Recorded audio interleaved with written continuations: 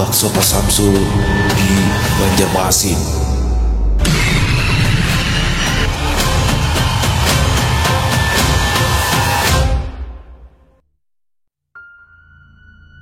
Jam di dinding sudah menunjukkan pukul 3 sore ketika Pak Samsul menggulung terpal yang menutupi bagian depan warungnya.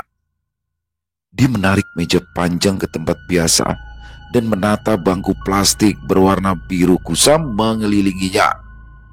Asap mulai mengepul dari dandang besar berisi kuah bakso yang dimasaknya sejak tadi.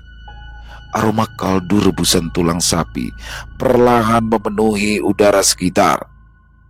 Matahari belum sepenuhnya condong ke barat, tapi cuaca sudah terasa lebih sejuk. Di depan warung, beberapa motor sudah berhenti menepi. Seorang ibu dengan anak kecil menggandeng tangan dan langsung duduk di sudut. Suaminya segera menemui Pak Samsul sambil mengangkat 3 jari. "Kayak biasa ya, Paman?" "Siapa? 3 porsi bakso campur," sahut Pak Samsul. Tangannya cekatan menyendok bakso dan tahu ke dalam mangkuk yang sudah terisi bihun serta mie. Tak lama kemudian, 2 pemuda juga datang. Aris dan Sani tampak akrab bersenda gurau. "Warungnya ini dasar kada pernah sepiris lah," gumam Sani sambil melepas ransel kecil dari punggungnya. Aris tersenyum. "Nyata bakso Paman Samsul ini kada ada tandingannya sabanjaran. Kuahnya itu bening tapi gurih." "Untung banar ikam tinggal parak warung bakso Sidin," ucap Sani lagi. Dia sedikit iri karena Aris bisa membeli bakso Pak Samsul kapan saja. Mereka memilih duduk di bangku yang langsung menghadap ke jalan. Sambil menunggu pesanan, Aris menyeka keringat dengan tisu. Angin sore berembus perlahan membawa aroma kuah bakso yang sedap. "Kada kalawasan mahadang lo bagian kam?" tanya Pak Samsul sambil meletakkan 2 mangkuk di depan mereka. "Sambalnya jangan kebanyakan. Aris rancak sakit parut gara-gara kepedesan." Aris tertawa kikuk. Pak Samsul tahu betul dia sering sakit perut karena kebanyakan menambahkan sambal ke makanannya. "Aman man jawab Aris sambil mengeluarkan antasida dari dalam tasnya. Mereka mulai makan. Sendok dan garpu beradu dengan mangkuk. Suara seruputan terdengar bersaut-sautan. Aris mengangkat bakso bulat besar dengan garpu, meniup sebentar lalu menggigitnya. Saat suapan kelima atau keenam, Aris menghentikan gerakannya. Keningnya berkerut, matanya melirik sekeliling. Sani memperhatikan temannya itu dengan tatapan bingung. "Kenapa kamu, Riz? Hidungmu pilek?" tanya Aris pelan. "Jelas-jelas ada wangi bunga kenanga. Kenapa masih bertanya?" "Kenanga? Kenanga itu bunga apa?" "Itu kembang buat kuburan," sahut Aris asal. Tapi dia juga tidak salah. Kenanga memang merupakan salah satu bunga tabur untuk kuburan. "Oh, yang itu." Sani memejamkan mata lalu menarik napas dalam. Wajahnya seketika berubah. Iya, aku juga mencium bau kembang. Tapi mungkin ada yang pakai minyak harum." Aris memutar bola mata pikirannya. Orang gila mana yang pakai parfum beraroma bunga yang biasa ditaburkan di atas makam? Wangi kenanga itu sangat kuat dan menusuk sehingga Aris hampir muntah menciumnya. Aris meletakkan sendok dan garpunya. Perasaanku kurang enak. Wangi kenanga biasanya berarti kematian kan? Sani menimpali. Belum tentu. Ada juga yang gasan mandi taguh atau gasan minta jodoh. Tapi Sani di sini melirik Pak Samsul. Tapi itu harusnya tidak ada di sini. Mereka berdua saling pandang. Tidak satu pun dari keduanya melanjutkan makan. Pak Samsul memperhatikan tingkah mereka berdua sejak tadi. "Kenapa, Riz?" tanyanya Rama. Aris ragu sejenak. Paman, di sekitar sini ada yang berjualan bunga kenanga kah?" Pak Samsul mengangkat alis. "Loh, mana ada. Di sini rata-rata berjualan makanan. Kenapa kamu cari penjual bunga?" Sani bergegas berdiri. Paman, kami bayar dulu." Pak Samsul di sini jelas makin bingung. "Loh, bakso kalian belum dihabiskan." Anu, sudah kekenyangan, Man." Saat Aris mengeluarkan dompet, terdengar suara bising dari jalan mengalihkan perhatian semua orang. Sebuah sepeda motor melaju dengan kecepatan tinggi yang terlihat oleng. Pengendaranya, seorang lelaki muda, tampak panik. Ban depan bergetar liar, tubuhnya berusaha menjaga keseimbangan, tapi ia gagal. Brak! Bunyi benturan keras mengejutkan semua orang. Motor menabrak tiang listrik di seberang warung, lalu terguling. Pengendara terpental beberapa meter, berguling di aspal hingga akhirnya tergeletak diam. Para pengunjung warung berdiri. Aris dan Sani spontan berlari menghampiri. Tubuh pengendara itu terkapar, jaketnya robek, memperlihatkan anggota tubuh yang berdarah. Helmnya terlepas, darah merembes dari luka menganga di belakang kepala. Orang-orang mulai berkerumun, sebagian mengambil ponsel untuk menelpon ambulans. "Nafasnya masih ada," teriak seorang lelaki memeriksa denyut nadi di leher korban.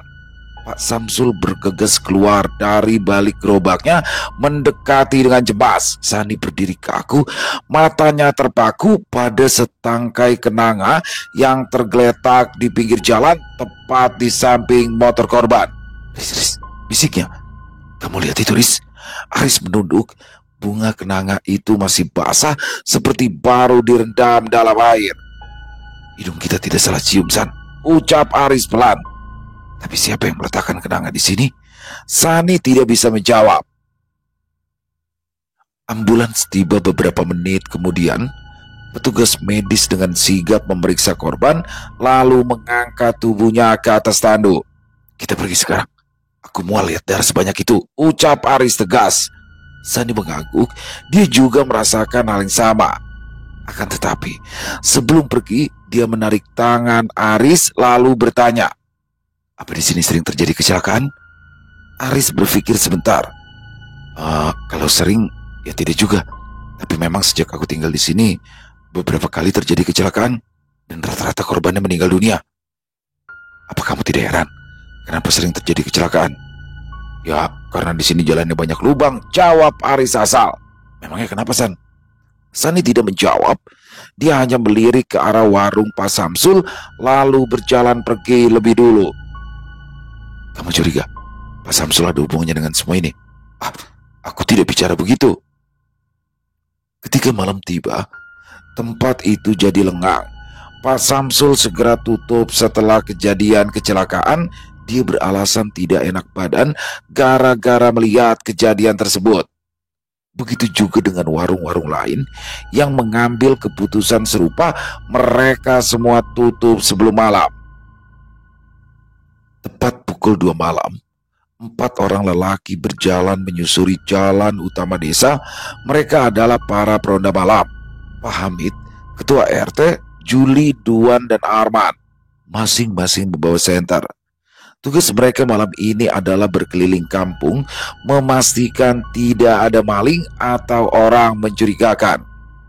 Sebenarnya ini bukanlah giliran Pak Hamid, tetapi dia bosan di rumah saja, jadi memilih untuk ikut ronda malam bersama para warganya. "Mudah-mudahan malam ini tidak ada apa-apa," gumam Pak Hamid sambil menyapu jalan dengan cahaya senternya. "Tapi malam ini bujuran sunyilah. Kayaknya marga kecelakaan Kamarian tadi jadi orang kadawani keluar. Mungkin mereka takut ada korban kecelakaan itu jadi hantu, lalu bergentayangan di sini." Pak Hamid tertawa mendengar celetukan Arman. "Mana ada hantu di dunia ini? Macam-macam aja. Ikam terlalu banyak menonton film hantu, makanya percaya yang kayak itu." "Pian kada pernah bertemuan hantu kah?" "Kada pernah." "Hati-hati Pak RT, jangan sombong. Kalau nanti hantunya marah lalu muncul di depan kita, kacau jadinya." "Seladuan." Pak Hamid membusungkan dada lalu menepuk berulang kali. "Hantunya yang kada kabukahan, mun batamu anakku." Mereka tertawa beramai-ramai sehingga suasana tegang tak lagi terasa. Juli, lelaki paling muda di antara mereka, tiba-tiba menunjuk ke arah depan. Itu siapa? Kenapa dia berjongkok di depan warung bakso Pak Samsul?" Arman menghentikan langkah. "Iya, apa yang dilakukannya?" Dia seperti sedang mencari sesuatu.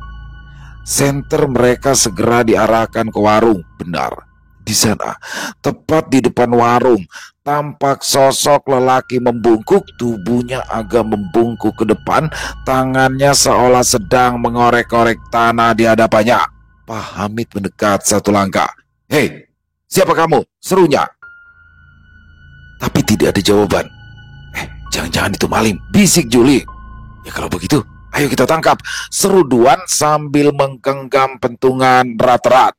Tanpa menunggu aba-aba dari Pak Hamid, mereka bertiga serempak melangkah cepat. Senter diarahkan tepat ke wajahnya, tapi karena ia membelakangi mereka, hanya terlihat punggung dan rambutnya yang kusut. "Tapi kalau memang dia maling, kenapa dia tidak lari?" ucap Arman gelisah. "Mungkin itu orang mabuk." "Ya, benar juga." Seketika, Juli maju menyentuh baunya. "Bangun!" Lelaki itu lalu berdiri dan membalikan badan, dan saat wajahnya terlihat jelas oleh cahaya senter, keempat peronda tersebut mundur satu langkah bersamaan. Wajah lelaki itu pucat, tapi yang paling mengerikan adalah matanya, atau lebih tepat ketiadaan matanya. Salah satu bola matanya hilang, hanya menyisakan satu rongga gelap menganga seperti lubang tak berdasar di wajahnya. "Mataku hilang," ujarnya dengan suara serak. Pak Hamid tertegun, mulutnya terbuka tapi tak ada suara yang keluar. Dia yang tadi sesumbar kini kehilangan keberanian. "Apa?" gumam Arman. "Mataku hilang," ucap sosok itu sekali lagi. Dia berjalan mendekat dengan langkah patah-patah. Pada saat itu, Duan yang lebih dulu sadar, ia segera berteriak, "Hantu!" Tanpa pikir panjang, Duan menjatuhkan pentungannya dan lari sekencang-kencangnya ke arah belakang, nekat menerabas semak-semak. Arman ikut lari ke arah berlawanan. Sambil berteriak tidak jelas, Juli menyusul dengan langkah kacau. Ia hampir tersadung. Hanya Pak Hamid yang tertinggal. Tubuhnya terpaku ketakutan menatap sosok yang berdiri sempoyongan di depannya. Suasana mencekam itu hanya berlangsung 2 detik sebelum Pak Hamid sadar, kemudian ikut melarikan diri. Tapi sebelumnya, dia melemparkan senternya ke arah sosok itu sekuat tenaga. Duan yang lebih dulu lari akhirnya sampai di pinggir sungai kecil. Nafasnya tersengal, tubuhnya gemetar hebat. Tapi di belakangnya, bayangan pohon dan suara desak angin terasa seperti mengejarnya. Jangan umpati aku, jangan!" teriaknya sambil melihat ke belakang. Dia tidak bisa menahan diri lagi ketika mendengar suara gemerisik di semak-semak. Tidak kuat menahan panik, Duan nekat melompat ke dalam sungai yang gelap. Airnya dalam tapi arusnya tenang. Untunglah Duan memang bisa berenang. Dengan tubuh menggigil, ia berenang ke sisi seberang lalu merangkak naik ke darat dalam keadaan basah kuyup. Sementara itu, Arman dan Juli berlari ke arah rumah warga. Mereka menabrak pagar, menjatuhkan pot bunga sehingga membangunkan 2 ekor anjing liar yang langsung menggonggong nyaring. Seorang bapak keluar dari rumah dengan wajah yang kantuk. "Jul, kenapa ikam Jul?" Juli tersadar setelah bapak itu mencegat langkahnya. Ia jatuh terduduk. Sekujur tubuhnya basah karena keringat. Sedangkan Arman masih menoleh ke belakang. Wajahnya tampak masih sangat ketakutan. Kami tadi melihat hantu kecelakaan di muka warung Pak Samsul. Dia mencari matanya yang hilang," seru Arman. "Mungkin bola matanya lepas di sana saat terjadi kecelakaan." Warga yang lain mulai keluar dari rumah. Suasana malam yang tadinya tenang mendadak gaduh. Beberapa lelaki mengambil senter dan ikut bergerak ke arah warung bakso Pak Samsul. Tapi saat mereka tiba, tempat itu sudah kosong. Tidak ada siapa-siapa di depan warung bakso Pak Samsul. Hanya ada senter Pak Hamid yang masih menyala tergeletak di tanah. Sinarnya mengarah ke gerobak. Salah satu warga menunduk dan mengambil senter tersebut. "Ini punya siapa?" "Yang pasti ini milik salah satu peronda tadi. Mungkin mereka tadi benar-benar melihat hantu, gumam yang lain. Mereka semua saling berpandangan ngeri. Lelaki itu memang tewas dengan mengenaskan. Mungkin itu adalah penyebab ia bergentayangan. Lelaki yang memungut senter Pak Hamid terkejut ketika tangannya terasa lengket. Apa ini? Gumamnya. Tampak bekas cairan kemerahan yang mulai mengering di senter. Aroma amis tercium samar sehingga senter itu dilempar ke tanah kembali. Senter itu menyala, cahayanya menyoroti sosok yang berdiri di sisi gelap warung Pak Samsul. Sosok itu berbalik, berjalan patah-patah, mendekati para warga. Mereka yang menyadari keganjilan tersebut langsung melarikan diri. Sementara itu, Pak Hamid baru kembali ke rumahnya 2 jam kemudian dengan pakaian kotor dan wajah yang pucat. Ia tidak bicara sepatah kata pun saat istrinya membuka pintu. "Kenapa pian, Mbah?" tanya istrinya. Pak Hamid tidak menjawab. Dia langsung masuk ke dalam rumah dan bersembunyi dalam selimut tanpa mengganti pakaian lebih dulu. Istrinya mengomel, menyuruh Pak Hamid membersihkan badan, tetapi tidak digubris. Dia tetap berbaring, tubuhnya menggigil walau sudah memakai selimut. Untungnya, warung bakso Pak Samsul tidak terpengaruh. Keesokan harinya, dia kembali buka seperti biasa, meski kejadian kecelakaan kemarin masih menjadi pembicaraan hangat warga. Beberapa orang tetap datang karena tak bisa melawan godaan kuah kaldu dan aroma bakso sapi yang khas. Pak Samsul menyambut para pembeli dengan senyuman ramah. Sepertinya dia memang tidak mengetahui kehebohan yang terjadi tadi malam. "Mau pesan apa, Pak?" tanyanya pada seorang pelanggan baru. Pelanggan itu memesan 1 porsi lalu duduk di bangku sudut warung. Namanya Pak Harun. Ia memang sudah lama tinggal di kampung, tapi jarang berkumpul dengan tetangga karena sibuk bekerja. "Ini dia, Pak." Pak Samsul meletakkan bakso pesanan Pak Harun. Lelaki itu menerima mangkuknya, mengucapkan terima kasih, lalu menatap isi mangkuk dengan antusias. Dia mencium aroma kaldu, mengaduk pelan isinya menggunakan sendok, tapi belum sempat mencicipi, tangannya mendadak berhenti. Mata Pak Harun menajam. Di antara bakso dan tahu ada sesuatu yang tak seharusnya ada di sana. Benda tersebut bulat, kecil, seukuran biji kelereng, warnanya putih keruh, dan di tengahnya tampak titik hitam. Pak Harun menunduk lebih dekat. Ya, bola mata. Pak Harun yakin itu adalah bola mata manusia. Seketika ia terdorong ke arah belakang, tubuhnya terjungkal jatuh dari bangku, mangkuk bakso tumpah hingga isinya berserakan di lantai. Pak Harun memegangi perut, lalu tak bisa menahan diri, menahan mual. Dia langsung muntah, membuat semua orang yang ada di warung menoleh. "Kenapa, Pak?" seru Pak Samsul yang panik melihat keadaan pelanggannya. Pak Harun tak mampu menjawab. Ia masih mual, ditambah tubuhnya gemetar, matanya membelalak menunjuk ke arah mangkuk yang tumpah. Salah seorang pelanggan berinisiatif memberikannya air putih yang sayangnya kembali dimuntahkan oleh Pak Harun. Tapi setelahnya, dia akhirnya bisa bicara juga. Di mangkuk baksoku, ada bola mata," katanya terbata-bata. Beberapa pembeli langsung berdiri. 1-2 orang ikut memeriksa, menatap ke arah lantai. Tumpahan kuah bakso mengalir di sela-sela ubin. Bakso-bakso bergulir pelan, tapi tidak ada yang menemukan bola mata seperti yang dimaksud oleh Pak Harun. "Mana? Tidak ada apa-apa," kata seorang pemuda yang membantu melihat. "Buat apa aku bohong? Itu jelas-jelas bola mata mengapung di kuah bakso," serga Pak Harun. Wajah Pak Samsul memucat. Dia melihat isi mangkuk yang tersisa di lantai, kemudian menoleh ke arah Pak Harun. "Pak, mungkin pian salah lihat." "Bukan, aku tahu bedanya bola mata manusia dengan bakso urat. Aku bukan anak kecil lagi," bentak Pak Harun. Pak Harun berdiri dengan badan gemetar. Dia meludah ke lantai. "Aku baru ingat, kemarin ada kecelakaan lagi di depan warung. Jangan-jangan ini ada kaitannya. Aris yang hari itu kembali makan di warung bakso Pak Samsul langsung memasang telinga. Dia jadi teringat pada aroma kenanga kemarin. Maksud Pian, Paman Samsul pakai penglaris? Tanya Aris gagap. Pak Samsul seperti disengat. Kala mendengar pertanyaan Aris, dia bergegas menengok Aris lalu menggelengkan kepala. Jangan begay Aris, penglaris apa?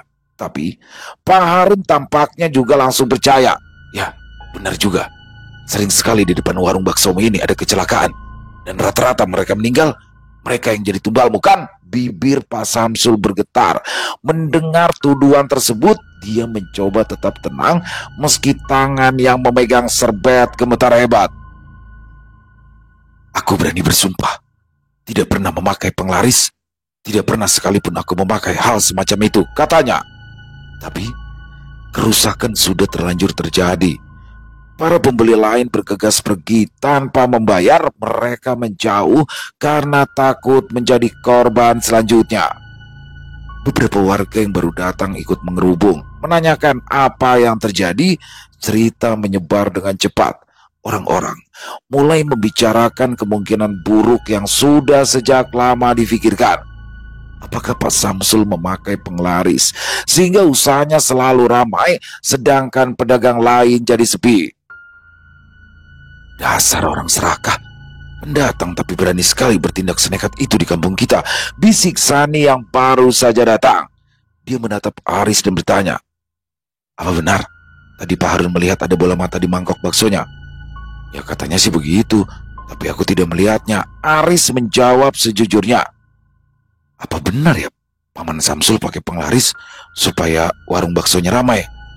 Mungkin saja, apalagi kemarin kita melihat sendiri ada bunga kenanga ditaburkan di depan warung baksonya. Seminggu berlalu dengan cepat. Warung bakso Pak Samsul dibuka, tapi tidak ada satu orang pun pembeli yang datang. Mereka semua sudah mendengar kabar tentang kejadian yang menimpa Pak Harun. Sejak hari itu, berbagai rumor beredar.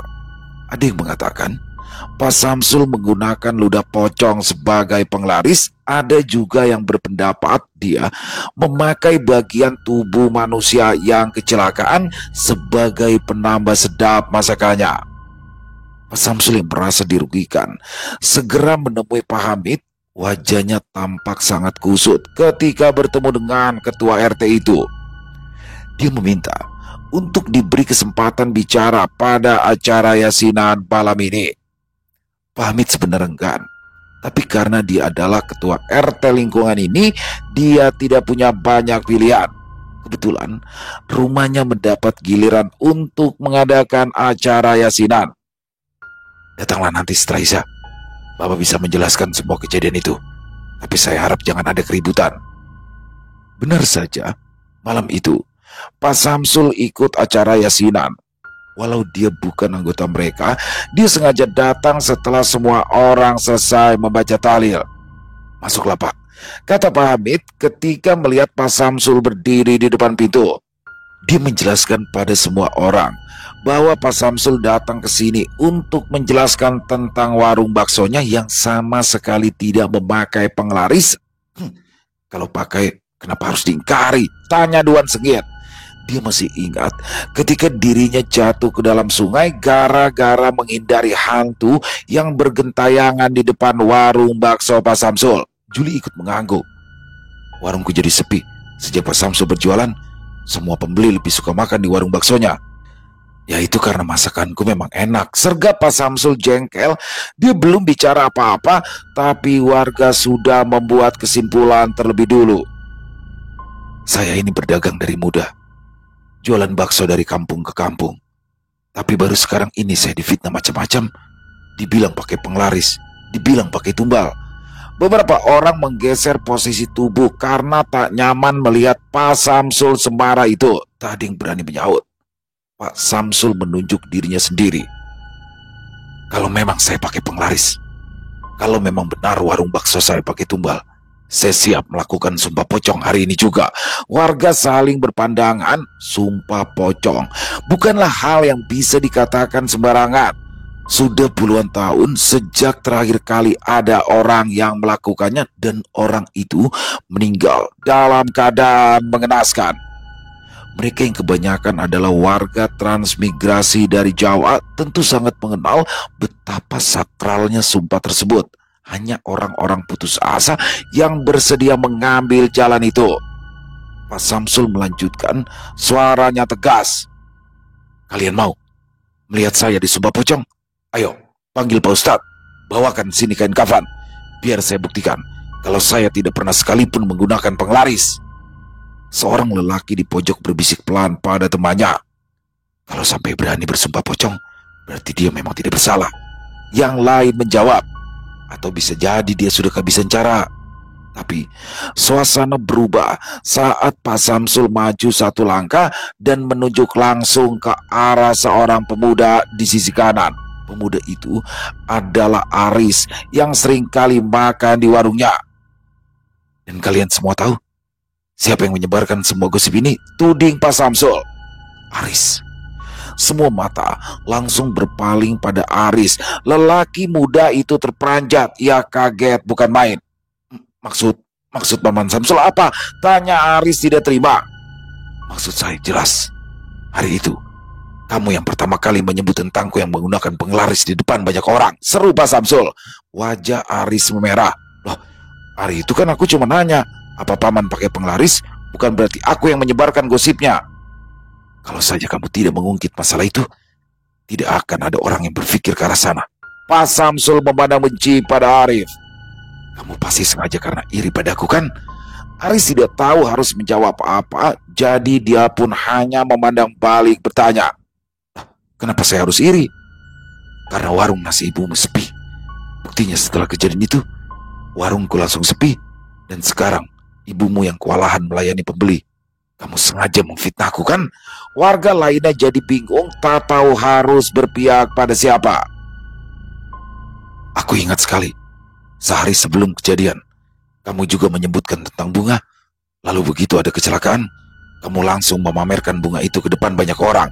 Arif menggenggam tangannya. Dia memang melakukan hal itu, tapi tidak mengira jika Pak Samsul akan memperhatikan semua tingkahnya. Pak Samsul memandang semua orang. Saya tahu, kalian pasti akan lebih mempercayai Aris, karena dia adalah warga asli sini, sedangkan saya hanya pendatang.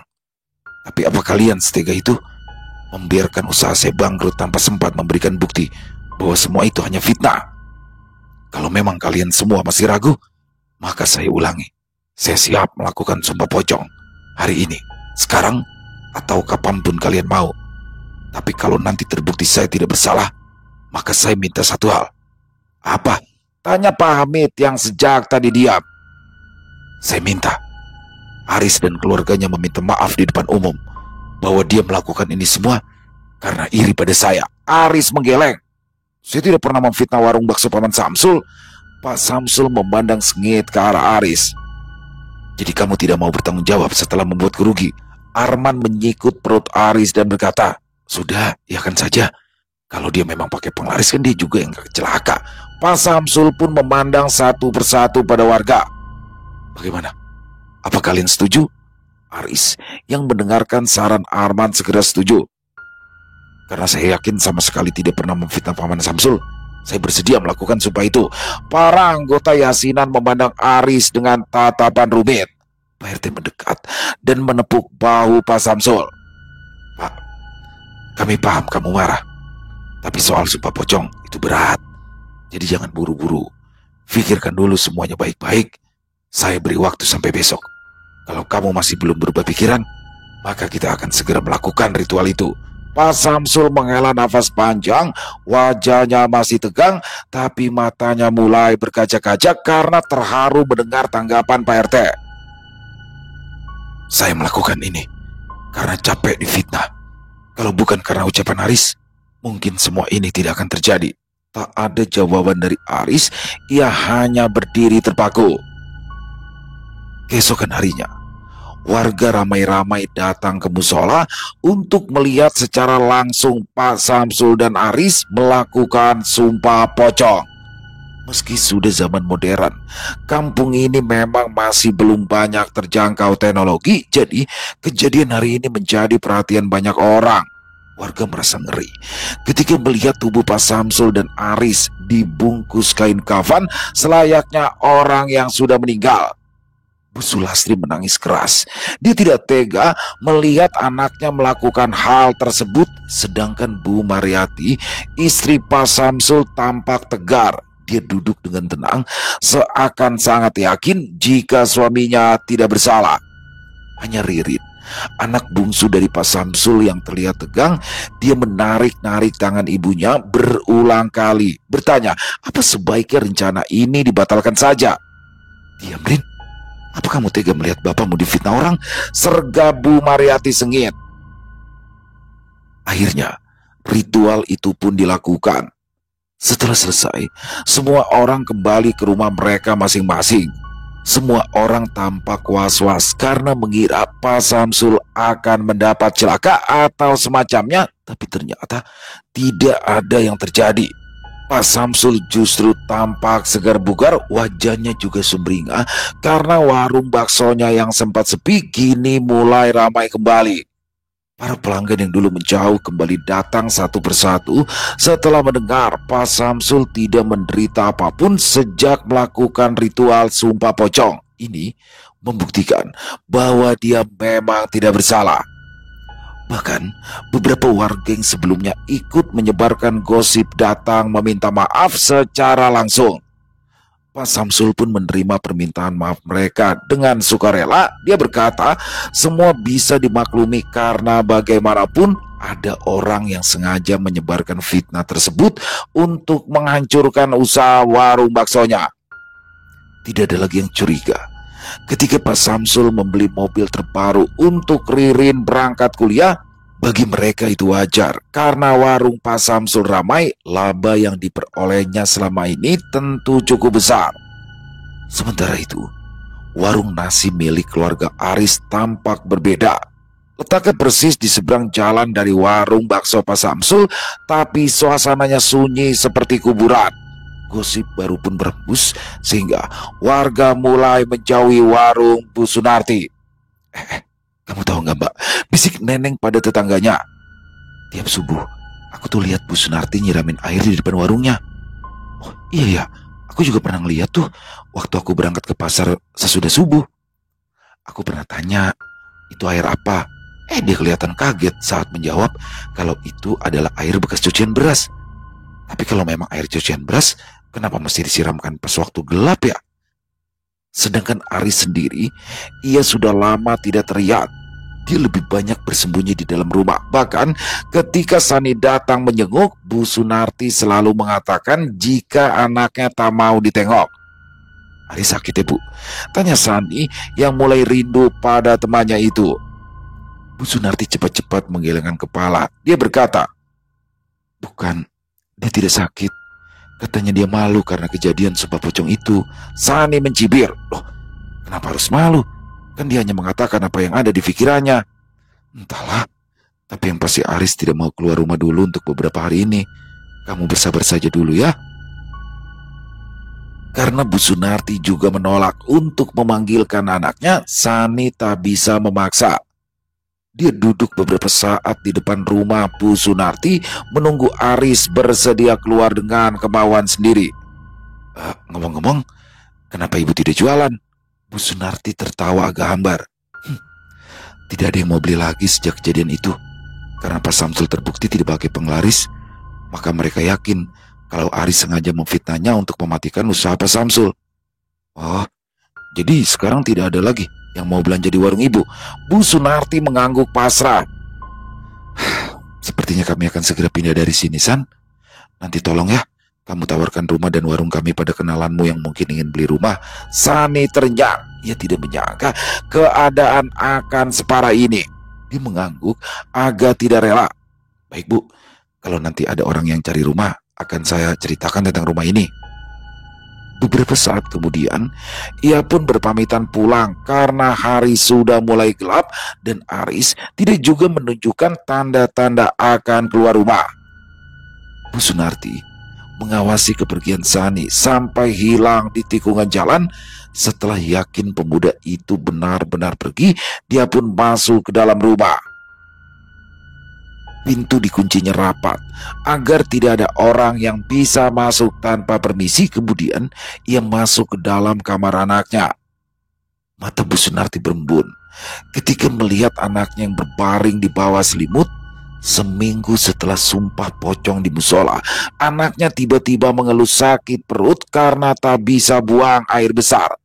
Bu Sunarti segera menyuruhnya memakan buah pepaya agar sembelitnya hilang, tapi tidak ada perubahan. Bahkan setelah diberikan obat pencair pun keadaan Aris tetap sama. Dia tetap mengalami sembelit dan terus mengerang kesakitan. Bu Sunarti yang panik akhirnya segera membawa anaknya ke rumah sakit. Aris sebenarnya malu bukan main karena masalah sembelit saja membuatnya terpaksa dilarikan ke rumah sakit. Tapi setelah dilakukan beberapa tindakan medis barulah ia bisa buang air. Namun kejadian yang sama selalu saja berulang. Badan Aris yang dulunya gemuk sekarang jadi kurus kering, hanya perutnya saja yang buncit. Dia juga sering mengeluh mual dan menggigil di tiap malamnya. Dokter pun mulai mencurigai ada yang salah pada kesehatan Aris. Dia pun menyarankan untuk segera membawa Aris berobat ke rumah sakit yang lebih lengkap. Ibunda Aris setuju untuk melakukan hal tersebut, tapi karena biaya yang pengobatannya pasti membutuhkan banyak biaya, dia pun berencana untuk sekalian menjual rumahnya saja. Dia ingin pindah ke kota, mencoba peruntungan baru di sana, sekaligus melupakan kejadian buruk di kampung ini. Sabar ya nak, katanya sambil mengusap rambut Aris yang lengket karena belum mandi sejak kemarin. Aris memandang ibunya dengan tatapan lesu. Dia tidak bisa mengatakan apa-apa lagi, tetapi sekujur tubuhnya sudah terasa lemas. Dia ingin segera mati saja karena malu dan sudah banyak menyusahkan ibunya. Setahun berlalu sejak pertikaian itu. Warung nasi rames milik Bu Sunarti telah lama tutup. Rumahnya pun sudah lama laku terjual dengan harga yang murah. Dia pindah ke kota, tapi gagal menyelamatkan anaknya. Aris meninggal dunia dalam keadaan tersiksa. Pemuda itu meraung-raung kesakitan sepanjang malam sehingga menarik perhatian para tetangga. Kematiannya pun sangat mengenaskan.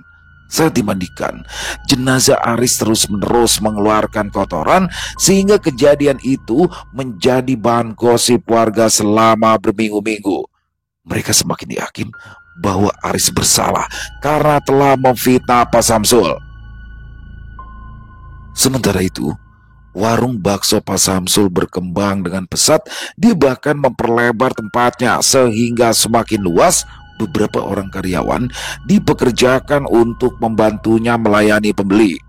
Warung itu memiliki banyak pelanggan. Pak Samsul bahkan sudah punya 2 mobil dan membeli beberapa hektar tanah. Tidak ada orang yang curiga. Warga maklum, Pak Samsul memperoleh itu semua berkat jualannya yang semakin ramai. Namun, sebenarnya yang terjadi bukan seperti yang mereka lihat. Hari itu, Ririn pulang kuliah lebih awal. Saat hendak menuju kamarnya, langkahnya terhenti. Dia melihat ayahnya masuk ke dalam kamar yang tidak pernah digunakan oleh siapapun di rumah mereka.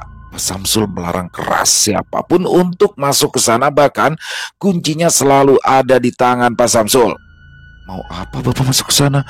Pikir Ririn sambil mengikuti ayahnya. Dia beruntung karena pintu tidak dikunci rapat sehingga Ririn bisa mengintip dari celah pintu. Ayahnya duduk bersila menghadap sebuah meja. Di depannya ada 2 gelas kaca yang sama-sama terisi kopi. Ada juga baskom yang berisi bunga kenanga terendam dalam air. Ririn menyipitkan mata. Kenanga? Kenapa ayahnya merendam bunga kenanga? Dia bisa mendengar ayahnya berbicara sehingga Ririn mendorong pintu agar terbuka lebih lebar. Tidak ada orang lain di dalam kamar, tetapi Ririn bisa melihat sebuah lukisan besar yang tergantung di dinding. Lukisan tersebut menggambarkan seorang wanita berpakaian hijau dengan rambut terurai panjang, wajahnya yang cantik setengah tersenyum. Akan tetapi, entah kenapa, Ririn justru merinding melihat lukisan wanita itu, terlebih lagi ketika ia memandang matanya yang hitam.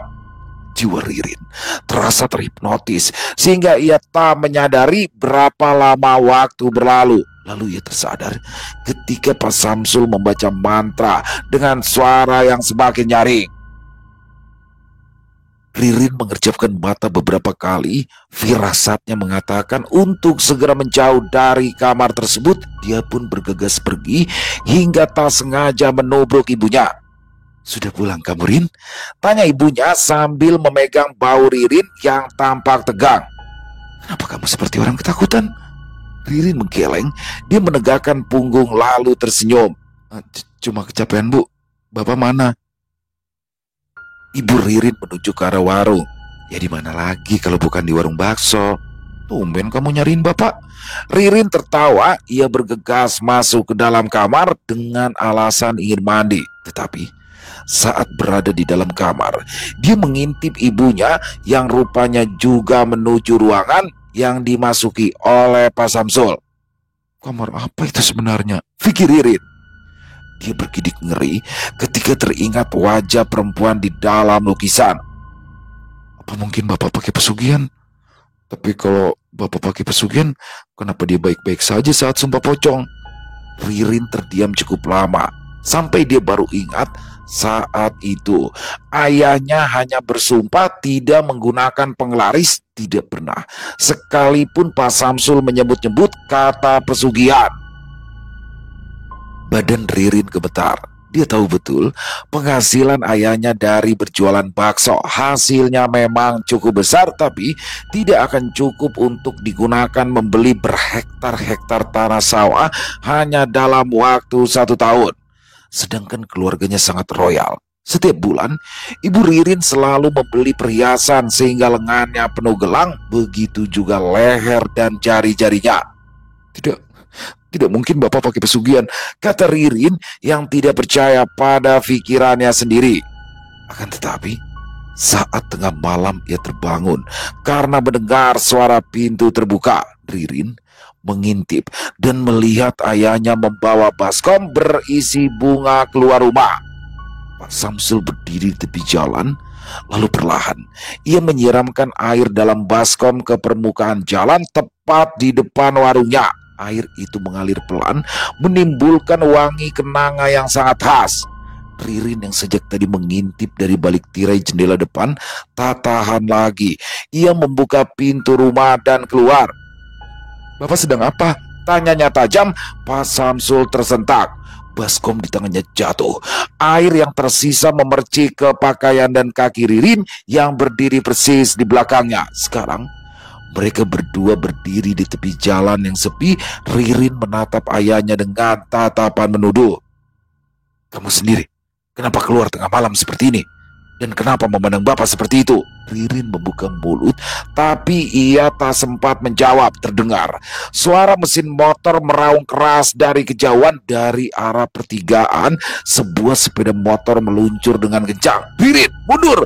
teriak Pak Samsul keras. Dia ingin menarik tangan anaknya, tapi terlambat. Motor itu menabrak Ririn dengan keras. Tubuh Ririn terpental ke arah samping dan jatuh membentur aspal. Kepala bagian belakangnya menghantam batu pembatas. Tubuhnya tergeletak tak bergerak. Dari mulut dan hidungnya mengeluarkan darah. Motor terguling ke selokan. Pengendaranya tersungkur dengan helm setengah terlepas. Bau alkohol menyengat dari tubuhnya.